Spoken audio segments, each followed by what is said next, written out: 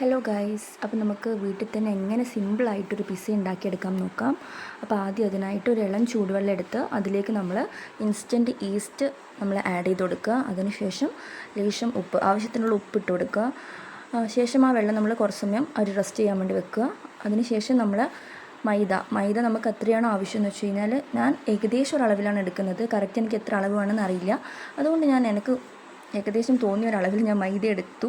അതിനുശേഷം അതിലേക്ക് ഇച്ചിരി ഉപ്പും അതുപോലെ തന്നെ ലേശം പഞ്ചസാരയും ഇട്ടതിന് ശേഷം കുറച്ച് ഓയിൽ ഒഴിച്ച് നമ്മൾ നേരത്തെ മാറ്റി വെച്ചിട്ടുണ്ടായിരുന്ന ഈസ്റ്റിൻ്റെ വെള്ളം, അതായത് ഈസ്റ്റ് കുതിർത്തി വെച്ച വെള്ളത്തിലേക്ക് ഒഴിച്ച് നന്നായിട്ട് കുഴച്ച് മാവ് മാറ്റി വെച്ചു. അതിനുശേഷം നമ്മൾ പിസ്സ സോസ് ഉണ്ടാക്കാനായിട്ട് ഒരു കുക്കറിൽ 2 തക്കാളി കീറിയിട്ട്, അതുപോലെ തന്നെ 2 ഉള്ളി കീറിയത്, അതുപോലെ കുറച്ച് വെളുത്തുള്ളി, കുറച്ച് ഉണക്കമുളക് ഇട്ടതിന് ശേഷം ഞങ്ങൾ അടച്ചു വെച്ച് 2 വിസിലത് വേവിക്കാം. അപ്പോൾ 2 വിസിൽ തന്നെ ഓഫാക്കണം, അല്ലെങ്കിൽ അത് അടിഞ്ഞു പോകാനുള്ള ചാൻസ് ഉണ്ട്. അതിനുശേഷം ഞങ്ങൾ ടോപ്പിങ്ങിൽ കൊടുക്കാനുള്ള ഉള്ളി അതുപോലെ തന്നെ ക്യാപ്സിക്കം എന്നത് ചെറിയ ചെറിയ കഷ്ണങ്ങളായിട്ട് മുറിച്ച് മാറ്റി വെക്കുക. അപ്പോൾ നമ്മൾ ഇത് അവസാനമാണ് നമ്മളതിൽ ആഡ് ചെയ്യുന്നുണ്ടാവുക. അതുകൊണ്ട് ഉള്ളിയും ക്യാപ്സിക്കവും വേറെ ഒന്നും എൻ്റെ കയ്യിലില്ലാത്തതുകൊണ്ട് ഞാൻ അത് 2 മാത്രമാണ് ആഡ് ചെയ്തിട്ടുണ്ടായിരുന്നത്. പിന്നെ കുറച്ച് ചീസും.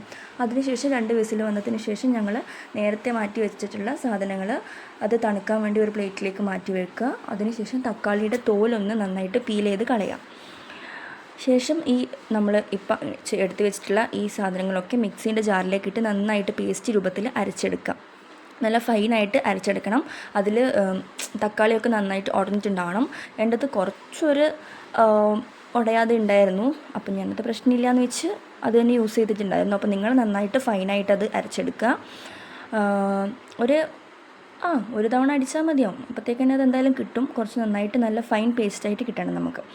അതിനുശേഷം നമ്മളൊരു പാൻ അടുപ്പത്ത് വെച്ച് അതിലേക്ക് നമ്മൾ കുറച്ച് വെളിച്ചെണ്ണ ഓയിൽ ഒഴിച്ചതിന് ശേഷം നമ്മൾ നേരത്തെ മാറ്റി വെച്ചിട്ടുണ്ടായിരുന്ന ആ അടിച്ച മിക്സ് അതിലേക്കിട്ട് കുറച്ച് ആവശ്യത്തിനുള്ള ഉപ്പ് അതുപോലെ തന്നെ പഞ്ചസാര ഇട്ടതിന് ശേഷം നന്നായിട്ടൊന്ന് സോട്ട് ചെയ്ത് കൊടുക്കുക.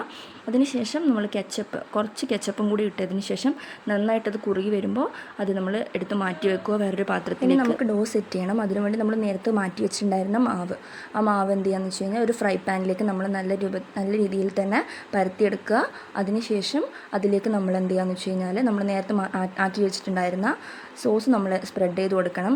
നമ്മൾ ഈ പാൻ വെച്ചതിനിടയിൽ വേറൊരു പാൻ വെച്ചിട്ടുണ്ടാവണം. കാരണം അല്ലെങ്കിൽ നമ്മുടെ പിസ്സയുടെ അടിഭാഗം നന്നായിട്ട് കരിഞ്ഞു പോകാനുള്ള ചാൻസ് ഉണ്ട്. സോ ഇത് ചെയ്തതിന് ശേഷം കുറച്ച് ചില്ലി ഫ്ലേക്സ് നമ്മൾ അതിലേക്ക് ആഡ് ചെയ്ത് കൊടുത്തു. അതിനുശേഷം ടോപ്പിംഗ് ആയിട്ട് ഉള്ളിയും ക്യാപ്സിക്കവും മാത്രമാണ് ഞാൻ ആഡ് ചെയ്യുന്നത്.